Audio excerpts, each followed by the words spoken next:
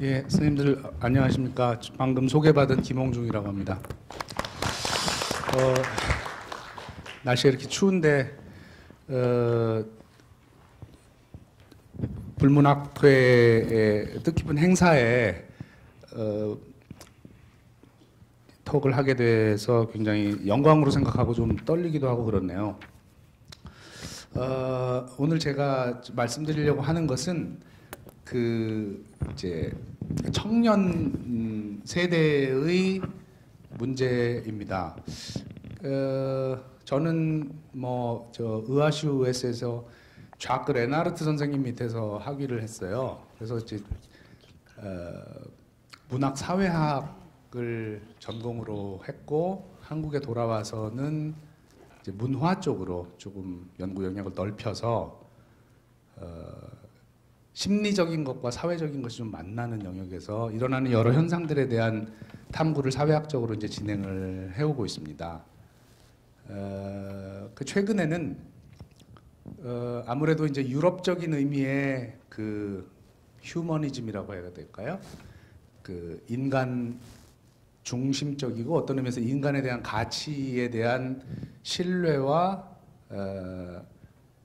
문화적인 문명적인 구성이 근본적으로 변동하고 있는 시점이 아닌가라는 여러 가지 고민들을 해오던 참이에요. 대표적인 기후 변화도 그렇지만 삶, 죽음, 아이를 낳고 혹은 연애를 하고 사랑을 하고 혹은 투쟁을 하고 소송을 하고 연구를 하고 이런 모든 인간 행위들의 어떤 의미가 문명사적으로 변동하고 있고 이건 어떤 의미에서는 글로벌하게 진행되는 현상이기도 하고 그리고 동아시아는 동아시아의 역사적인 구성 속에서 그 문제가 굉장히 특수한 방식으로 때로는 굉장히 암울하게 그리고 때로는 서구적 관점으로 잘 보이지 않는 방식으로 이제 드러나고 있다는 점에 관심을 깊게 가져왔습니다. 이제 그 중에 가장 대표적인 것은 2011년에 이제 후쿠시마 카타스트로피이기도 하고 그리고 그 중에 하나가 이제 저에게는 청년 문제였습니다. 역사적으로 아마 근대에 발명된 개념으로 단순히 젊은 세대가 아니고 사회 역사적인 어떤 거대 담론의 주체로 호명되어 불려왔습니다만 21세기적인 맥락에서 보면 그런 호명의 적절성 자체가 지금 해체되어 가고 있는 것이 아닌가. 그래서 청춘이라고 하는 것은 문명사적으로 지금 디컨스트럭트 되는 게 아닌가. 이제 이런 생각입니다. 청년은 있지만 청춘과 분리된 청년들이 있고 오히려 그 청춘은 나이 많은 부유한 노인들이 가져간 것이 아닌가. 그래서 청년과 청춘의 분리가 이 인간의 힘이 너무 세져서 지구라고 하는 작은 별을 전부 자기 마음대로 만들어낸 그 결과와 직면하게 되는 인류세의 21세기에 저들이 어떤 존재인가라는 질문은 단순히 사회학의 범위를 넘어서서 아주 본질적인 의미에서의 인문학의 핵심적인 문제가 아닐까라는 생각이 듭니다. 그래서 저 같은 사회학자가 조금은 피상적으로 연구하고 분석하는 것들이 좀 더 깊은 인간적인 것에 대한 탐구를 하시는 여러 인문학자들에게 어떤 도움이 되기를 바라는 마음으로 몇 가지 제가 그동안 연구했던 것들을 소개드리는 그런 의미를 좀 찾아보도록 하겠습니다. 잠깐만요. 제가 이제 그동안 몇 가지 연구들을 수행한 거를 그냥 쭉 적어봤어요.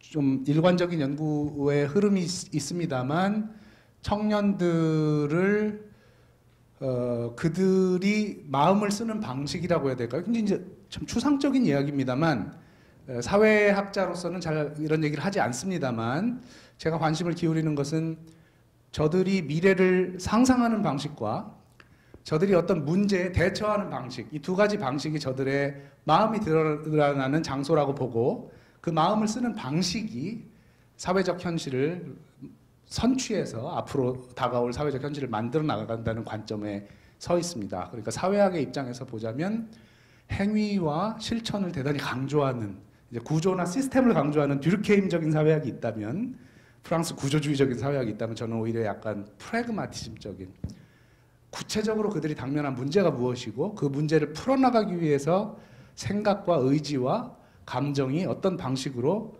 흘러가는가 그런 패턴들이 무엇인가 이런 관점에서 연구들을 수행했습니다. 동아시아에 지금 현재 뭐 글로벌하게 얘기하자면 더 많이 나올 수 있겠습니다만 유사한 세대 컨피규레이션이 발견이 됩니다. 약간의 차이는 있습니다만 지금 다 문제적인 존재로 동아시아의 청년들이 등장했어요. 일본의 경우에는 지금 제 나이까지가 아마 들어갈 것 같은데요. 71년생부터 약 15년 동안 태어난 친구들을 로스트 제너레이션이라고 부릅니다. 중국은 이제 파링허우 혹은 지우링허우 해서 80년대생, 90년대생 옛날과 다르다라는 점에 사회가 주목을 하고 있고 그런 점에서 저들을 이해하는데 어려움을 겪고 있습니다. 한국의 경우에는 지금 약 10년 정도 됐어요. 청년 문제가 그러니까 말에 잡혀서 사회가 거기에 주목하기 시작한 게 약 10년 정도 됐는데 그 계기를 제공한 것이 바로 우석훈, 박건일 선생의 88만 원 세대라는 책입니다. 저기에 그려진 청년 세대는 비교적 386 세대와 극명한 차이를 보이는 그런 지향과 가치를 갖고 있는 존재로 처음 불려 나왔고 그래서 많은 주목을 받고 센세이션을 불러일으켰습니다. 그만큼 우리가 거기에 대해서 지각을 하고 있었다는 얘기겠죠? 제가 세대 문제를 다루는 가장 기본적인 관점은 역시 칼 만하임이라고 하는 독일의 사회학자, 고전 사회학자이고 27년에 그 세대 문제라고 하는 텍스트에 기초를 하고 있습니다. 저 텍스트 상당히 독일적인 겁니다. 그러니까 프랑스의 경우에 세대 사회학이 있지만 프랑스는 공화주의 전통이 선생님들이 너무 잘 아시겠지만 공화주의 전통이 있기 때문에 계급이나 세대나 젠더나 심지어는 레이스의 문제도 공화주의의 틀로 해결해 오려고 노력해 왔던 것 같아요. 20세기 내내. 강한 솔리데리즘, 뭐 솔리데러티, 듀르케임 이야기하는 영국은 클래스가 사회학에서 가장 중요한 눈에 보이는 클래스가 있으니까요. 근데 독일은 그게 세대입니다. 그게 이제 아마 자본주의가 좀 뒤쳐져 있고 그 다음에 경험의 축이 동시대에 태어난 사람들의 경험 지평에 의해서 많이 규정되는 계급이나 혹은 다른 어떤 요인보다도 그래서 세대가 무언가를 할 수 있다. 이런 관점을 막스의 계급이 중요하다는 관점과 대비시켰던 텍스트입니다. 그래서 좀 지나치게 세대의 역사를 구성하고 사회를 변화시키는 힘을 부여했다는 한계를 갖고 있습니다만 프랑스의 이제 뭐 올리비에 갤랑 같은 분은 마나임 세대 사회학을 조금 일상적인 꼭 그런 것만은 아니야. 68세대 이런 거는 그냥 뭐 여러 세대 중에 하나이지. 제네라시옹 소시알이라고 불리우는 사회적 세대라는 게 있어. 그렇게 행위 능력은 없지만 유사한 세계관과 감정 구조를 갖고 있는 세대가 있어. 이렇게 얘기하는 분들이 있습니다. 그래서 세대 개념은 유럽 사회학에 상당히 중요합니다. 여전히. 그런데 이제 저는 되게 저렇게 접근을 할 때 세대를 세대로 만드는 게 뭐냐를 이제 사회학자들이 그렇게 하듯이 이제 의식에서 찾는데 이 의식이라고 하는 것은 사회적 행위자, 인간의 뭐 어느 한 부분이기 때문에 그걸 좀 더 포괄적으로 이제 제가 이야기하는 어떤 넓은 의미의 사이키, 마음 혹은 심으로 포괄화시켜서 논의를 할 필요가 있다. 이제 제가 그동안 이론적으로 점검해온 것은 사회적 행위자를 근본적으로 심적 행위자, 미국의 경제학이 얘기하듯이 계산 기계라고 보는 관점을 넘어서야 하는데 이미 많이 넘어섰습니다만 세 가지 관점으로 접근을 합니다. 행위 능력, 변화를 가져올 수 있는 능력을 마음이 부여할 때 그걸 저는 이제 사이코 에이전시라고 부릅니다. 이게 이제 제가 부르는 마음입니다. 그리고 그런 마음을 쓰는 방식이나 규칙은 늘 변화하지만 듀르케임이 얘기하는 사회적 르소시알처럼 혹은 사회적 사실처럼 장례식장에 가면 울어야 한다는 규칙을 우리에게 부과하는 스킴들이 있습니다. 그리고 복합적인 저런 마음의 작동의 원리들을 규정하는 사회적 힘들이 어떤 아주앙스망을 이루고 있습니다. 거기에는 이데올로기도 있고 장치들도 있고 부르디유가 얘기하는 하비투스도 있을 것이고 카스토리아디스가 얘기하는 이매지너리도 있을 겁니다. 그런 것들이 강하게 연결되어 있다기보다는 하나의 아주앙스망을 이루면서 변화해가는, 그래서 마음을 움직이고 마음을 쓰는 어떤 에너지의 패턴들이 한 사회에 여러 소용돌이처럼 흐르고 있다. 그 세대를 세대로 만들어주는 거는 서베이나 이런 걸 통해서 질문 문항으로 몇 개 측정될 수 있는 그런 컨셔스니스가 아니고 저런 복합적인 아펙트, 에너지, 정동, 그리고 욕망 혹은 정당화시켜주는 이념들, 이런 것들이 복합적으로 흘러가는 세대의 마음을 봐야 된다라고 이제 이론화를 시도했습니다. 이거는 뭐 그런 사회학적으로 저걸 이제 풀어내기 위해 제가 그린 조금 조잡한 도식이라고 할 수 있겠고요. 그렇다면 저런 마음은 왜 변화하고 왜 생성되는가? 저는 형이상학자도 아니고 심리학자도 아니고 철학자도 아니기 때문에 매우 현실적인 관점입니다. 부모님이 편찮으시다 이런 상황 속에서 우리는 특수한 마음들을 내게 됩니다. 내가 대학 입시를 치러야 한다. 내 아들이 좋은 대학에 가야 된다. 10년 동안 내가 얘를 어떻게 키울 것인가. 여기 어떤 마음의 이미 형성이, 컨피규레이션이 만들어집니다. 청년을 이해한다는 것은 타인의 마음을 우리가 연구자가 폭력적으로 찢고 들어가서 네 마음 안에 이런 것이 있더라라는 그런 무의식을 폭로하는 그런 19세기적인 계몽적인 방식으로는 더 이상 불가능하고, 왜냐하면 청년들은 강하게 반응하기 때문에 당신이 무슨 권리로 내가 이렇게 생각하고 있다고 말하죠? 바로 보이스가 나오기 때문에 더 이상 20세기, 21세기의 행위자들은 지식인이 바깥에서 당신이 이렇게 생각하고 있습니다. unconsciously.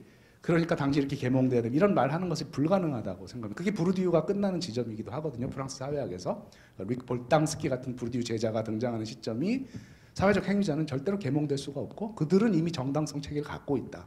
그러니까 지식인들이 외부에서 대중이나 민중을 비판하려는 그 관점 자체가 굉장히 심각하게 반성돼야 된다. 청년도 저는 마찬가지라고 생각합니다. 그래서 그러면 그들의 마음을 어떻게 하느냐? 그들이 뭘 문제시하고 있는가? 그들이 무슨 문제 앞에서 어떤 마음의 형성을 체험하고 있는가를 물어야 된다고 생각합니다. 그래서 저는 그걸 문제 공간이라고 부릅니다. 그래서 제가 보는 큰 틀에서는 청년들이 어떤 문제와 씨름하느냐의 그 공간의 사회적 구성이 변화했다. 지난 한 30년, 20년간.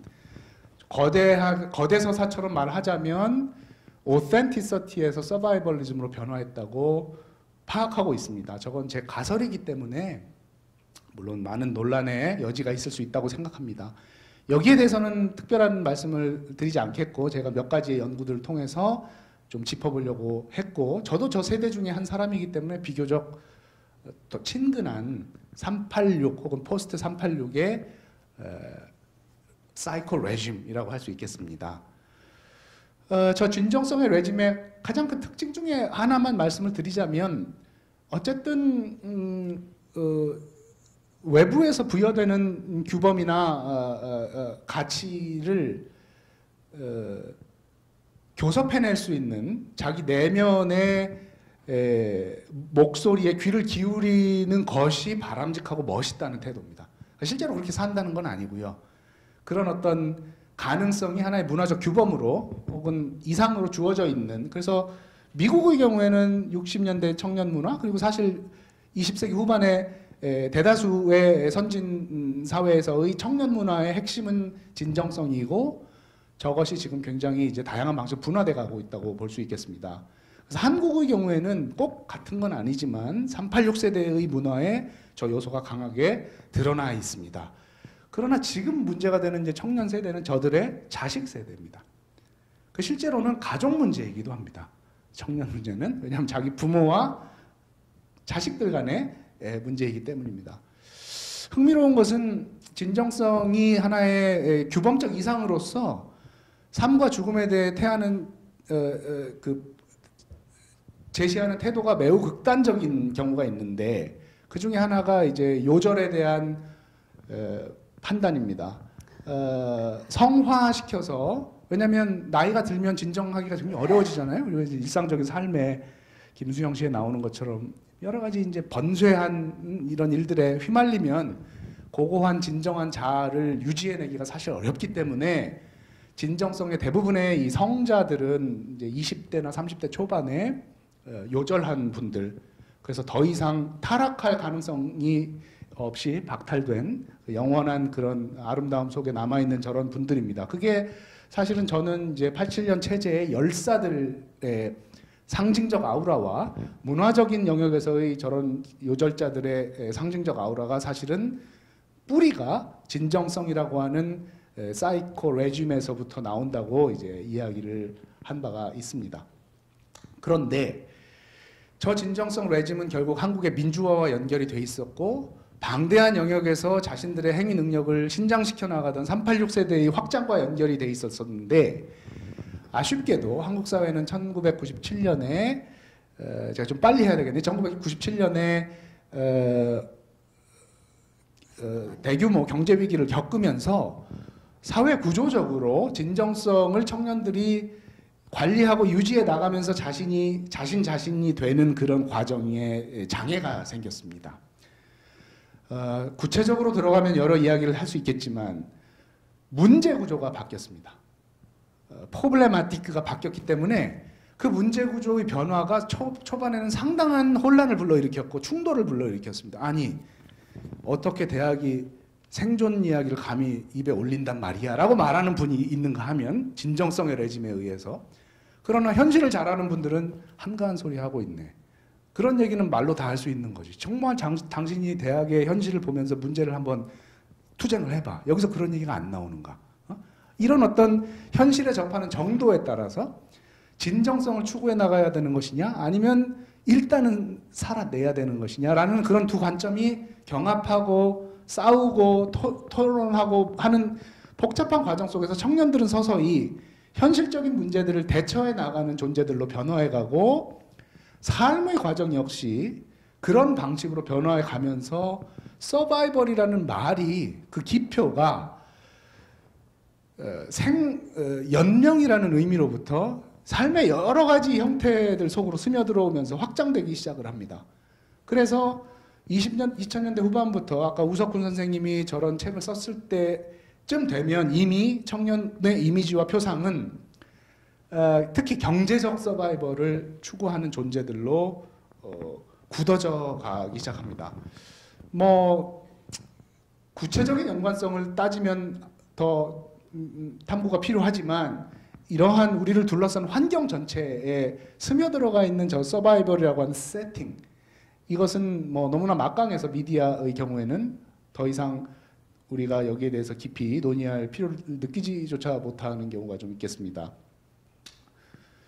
그래서 이제 저는 서바이벌리즘을 뭐라고 구정을 하냐면 뭐 단순하게 얘기하면 개인의 인생에서, 그래서 개인의 가족을 넣을 수도 있고요, 학과를 넣을 수도 있고요, 학문을 넣을 수도 있겠습니다. 뭐 사회학에 살아남아야 된다, 어떻게 해야 되느냐를 얘기를 할 수도 있겠고요. 가장 중요한 문제가 무엇이냐를 어쨌든 서바이벌 하는 것으로 보는 마음의 레짐이다.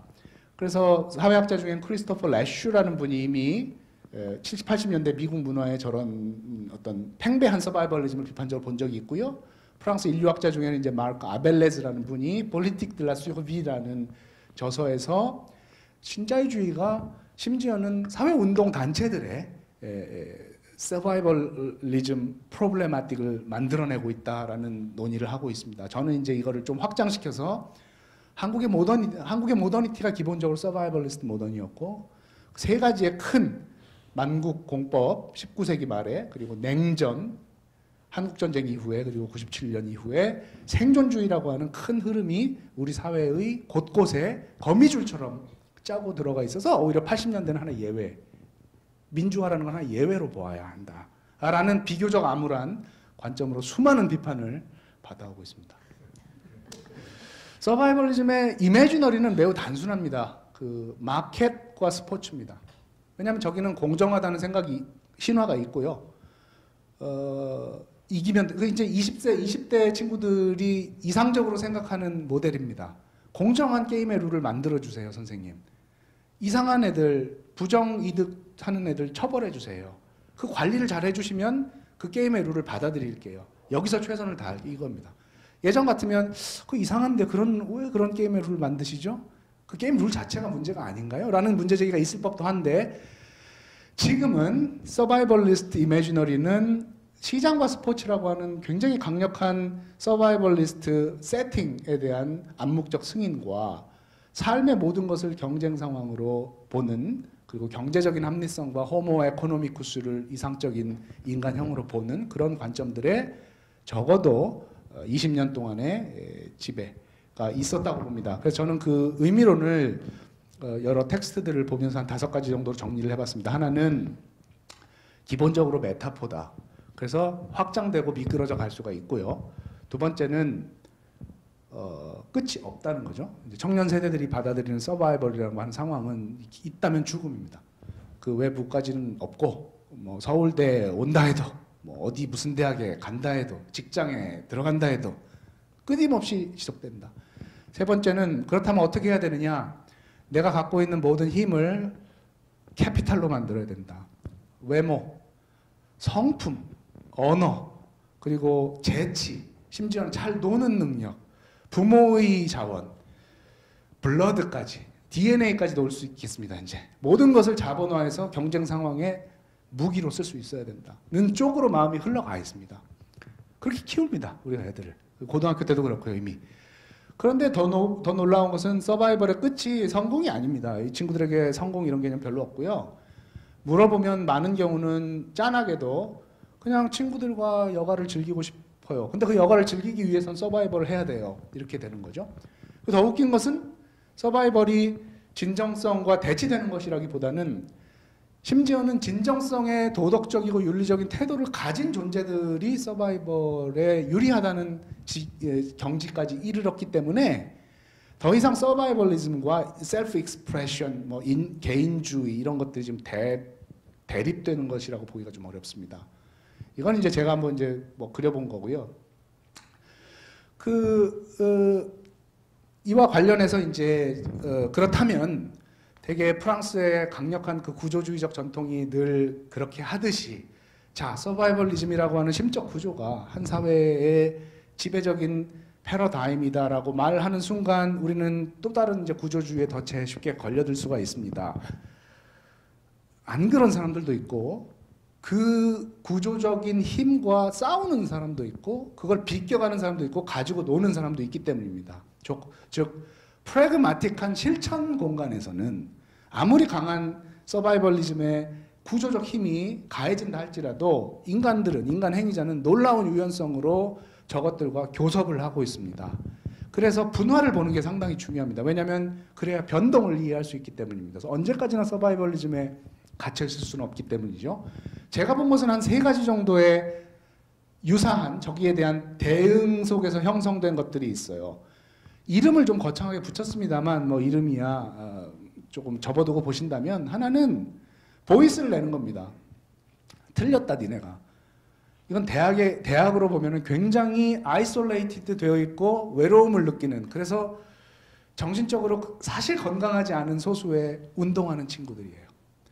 여전히 삐딱하고 여전히 386적이려고 하고 여전히 그래서 낡았고 사실은 그러나 안쓰럽고 또 얘기해보면 착하고 뭐 이런 친구들이 공존을 얘기해요. 공존이 뭔지 몰라요 저 친구들. 왜냐면 세대가 다르기 때문에 공존을 겪어보지도 않았고 같은 방에 여럿이 자라고 하면 못 잘 거야 쟤들은. 그런데도 공존을 얘기합니다. 그러니까 이거는 굉장히 강한 서바이벌리즘에 대한 보이스예요. 저렇게 살면 안 되겠다. 다 죽는다 이러다가. 두 번째는 이건 제가 이제 빨간색 글씨로 한 거는 대세가 될 가능성이 있기 때문입니다. 보이스는 보이스인데 출구를 갖고 있어요. 그래서 지금 현재까지로는 이거를 실제로 사는 애들은 부모가 훌륭한 분들인 그런 애들이에요. 경제적으로도 그렇고 그리고 얘들은 되게 정치나 경제에 직접 투신한다기보다는 서바이벌 가치에 투신한다기보다는 문화, 창조 쪽으로 갑니다. 제 생각에 청년 세대 이상적 자아에는 여기에 가장 가깝습니다. 이건 독존주의라고 좀 불렀는데요. 필요한 경우에 소셜과 접속할 수는 있습니다. 촛불이 있으면 나갈 수는 있어요. 그러나 거기 그룹핑으로 묶여서 나가지는 않아요. 혼자인데 정치적으로 politically right 할 수도 있어요. 하지만 깃발 들고 나가진 않는 친구들이에요. 자아가 거의 주권 단계에 이르렀습니다. 제 생각에는 지금 청년들은 국가 주권이나 파퓰러 서브린티보다 이 셀프 서브린티가 더 강해요. 그래서 자기 삶의 기본 결정권, 최종 결정권은 가족과 연계된 자아라고 생각이 듭니다. 그래서 굉장히 네트워크화되어 있는 개인주의이기 때문에 고립된 개인주의가 아니라고 생각합니다. 그럼 물론 이 차이에 계급과 젠더가 깊숙이 들어와 있어요. 특히 젠더 문제는 제가 감히 다루질 못하고 있어서 못 다루고 있지만 청년 세대 문제가 좀 핵심적인 거라고 생각합니다. 물론 계급 문제가 그렇게 중요하다고 본 분도 있겠죠. 친밀성 영역의 재구성은 너무나 근본적이어서 제 생각에는 제가 환상적으로 보기 20년 후에는 AI가 우리 모든 성생활과 아니면 친밀성 영역을 대신해 줄지도 모르겠다는 생각이 들어요. 왜냐하면 친밀한 커뮤니케이션 자체가 너무 미묘하고 법적인 문제가 생길 가능성이 높아졌기 때문에 투명하고 굉장히 건조한 언어로 친밀성들을 엮어주는 어떤 거대한 커뮤니케이션의 네트워크가 인간들을 사이에 매개하고 나머지 인간들은 고립된 섬처럼 떨어져서 커뮤니케이션을 매개로 해서 소통하고 문제를 안 일으키고 진짜 그들이 추구해야 되는 어떤 심적 욕망들은 동물, 기계, 사물 등의 거대한 액터 네트워크 속에서 안전하면서도 자유로운 어떤 영역들을 만들어 나갈 거라고 저는 생각합니다. 이게 새로운 소셜을 만들 거라고 생각해요. 다 같이 얼굴 모여서 술 마시면서 연대하자 이런 거는 저는 더 이상 불가능하고 심지어 사회 운동에서도 다른 형태의 엮임. 그런데 이런 것들 속에 이 가장 민주주의적인 것처럼 보이는 저런 어떤 서구적 가치의 내면화 속에 놀라울 정도로 업적주의적인 퍼포먼스 중요시 여기고 그 사람의 객관적 능력을 중요시 여기는 그런 것들이 공존해 있어요.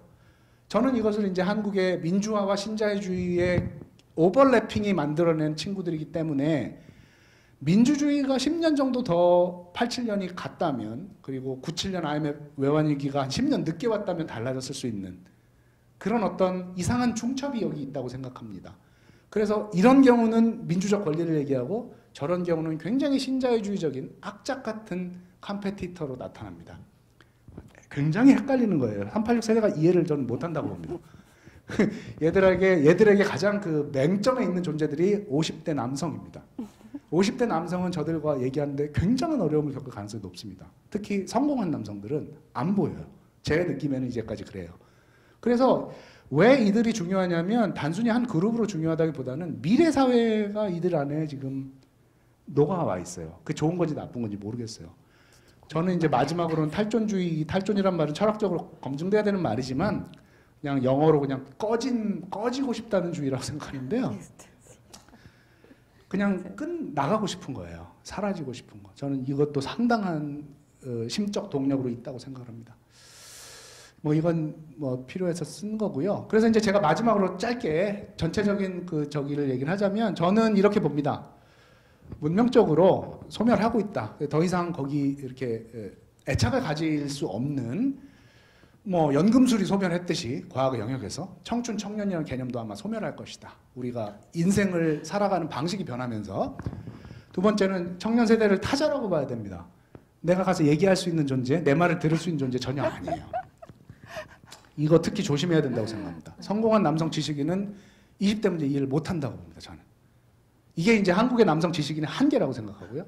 세 번째는 청년 세대는 자기에 대해서 어설프게 재현하려고 하는 것을 굉장히 강하게 거부합니다. 왜냐하면 얘들이 많이 배웠기 때문에 연구자들이 자기들에 대해서 저처럼 잘못 연구하고 니네가 이런 애들이라고 말하는 것에 대해서 어떻게 반응하는지에 대해서 지난 10여 년간 학습을 해왔어요. 그래서 이 부분이 상당히 놀라운 점이기도 하고요. 그리고 복잡한 교차성이 있다. 그리고 그러나 생존주의적 통치성이 어떻게 변형 지속될지 여기에 대해서 좀 더 세밀한 연구가 필요하다.